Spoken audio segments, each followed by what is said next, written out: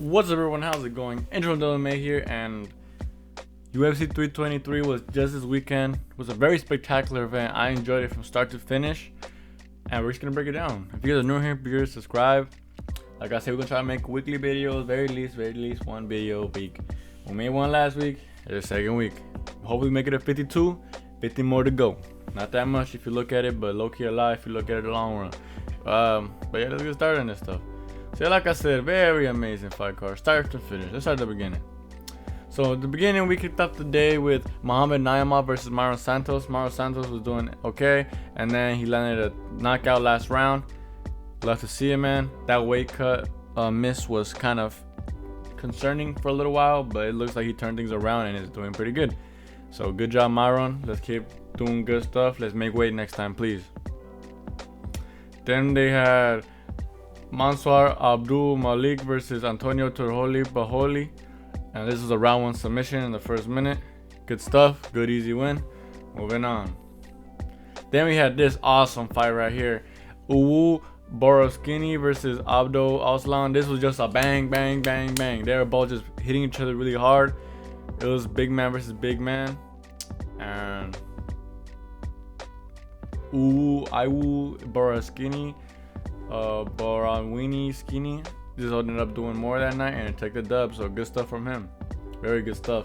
That was probably one of the most amazing minute and a half I've ever had in the UFC, bro. They just quietly were having a bar fight and it was sensational. Thoroughly enjoyed it. Then Edson Barbosa versus Jalen Turner. This one was pretty good too. They were both just boxing. Obviously Jalen was just doing the more damage, whooping him.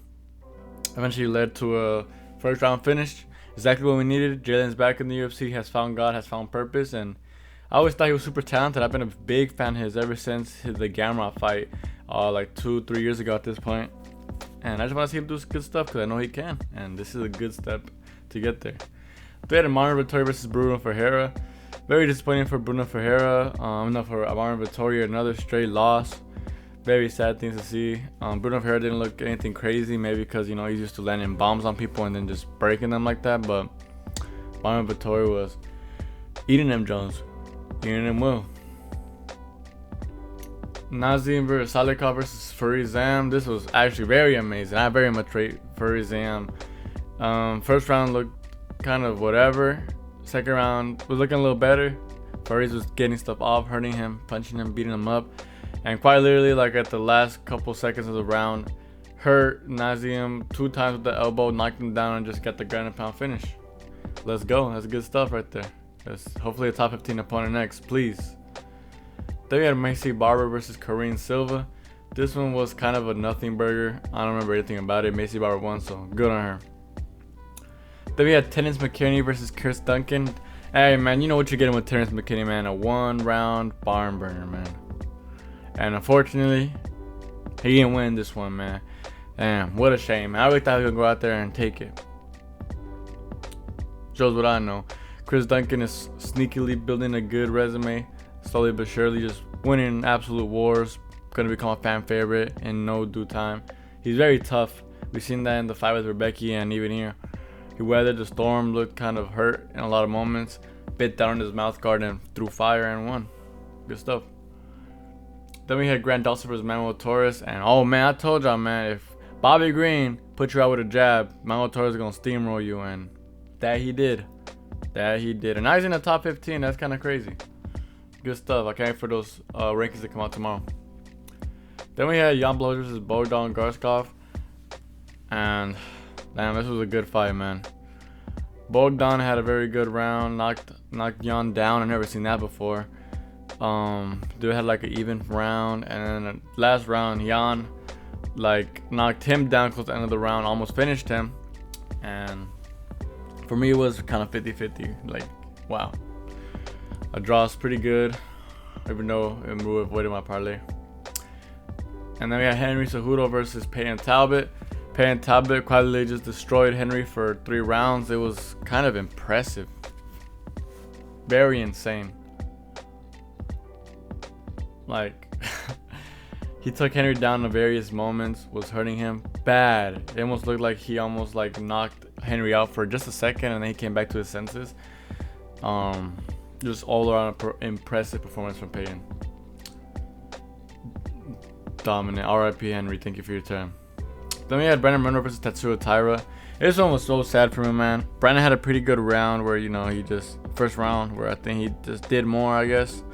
Even if you want to call it stalling or whatever it was. He was just doing more, so he was winning that round.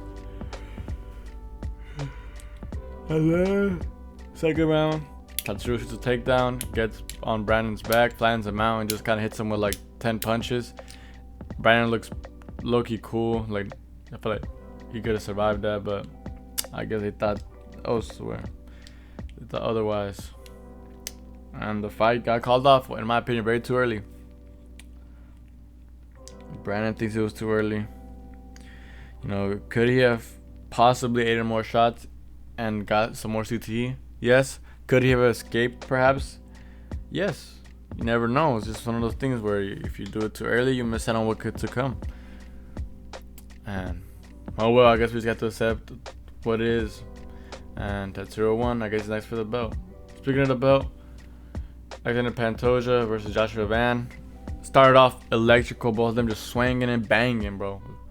And then Pantoja throws a kick, breaks his arm. Very lackluster. You know, the obvious narrative is we have a new champion, but did he really win, you know?